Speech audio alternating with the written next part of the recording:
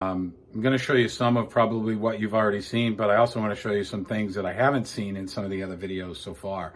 Some of the things you can do with this tool. Really great tool for me so far. I've only had a couple weeks, but it looks like I can replace a bunch of different devices that I carry with me when I'm doing some troubleshooting. So let's get started. Pro. What are the components that we have with this device? So again, it's a power probe. So you've got your probe here.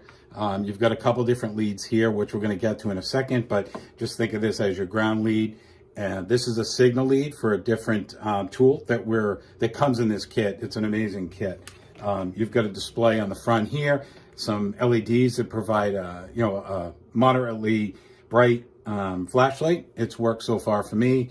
You've got a switch here that toggles between powering and ground switching, things like that. Again, stuff you've seen online. You have a toggle switch here, a selector that will toggle through different functions of this device. So the other thing is it comes with an extremely long cable.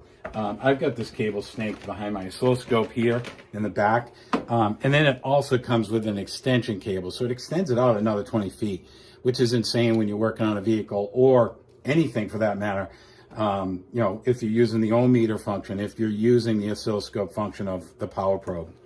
So components I have on the bench or tools that I have on the bench are kind of what this tool does. I mean, I've got an ohm meter here or a digital voltmeter. Again, this can measure DC. This will not measure AC voltage that's higher than 12 volts, but it will measure frequency, duty cycles of fuel injectors, variable valve timing solenoids and things like that. But, I've got an ohm meter built into this, but I have an ohm meter built into this as well. I've got an oscilloscope here that, these can range anywhere from $300 and up.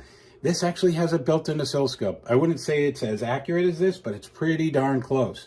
And then I've got my power supply here, which is going to simulate, your car battery. But as you can see, I'm going to use it to actually function with this probe. So again, probe, cord.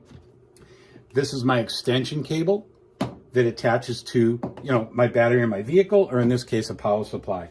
So I'm just simply going to make these connections here, nice and tight. I'm going to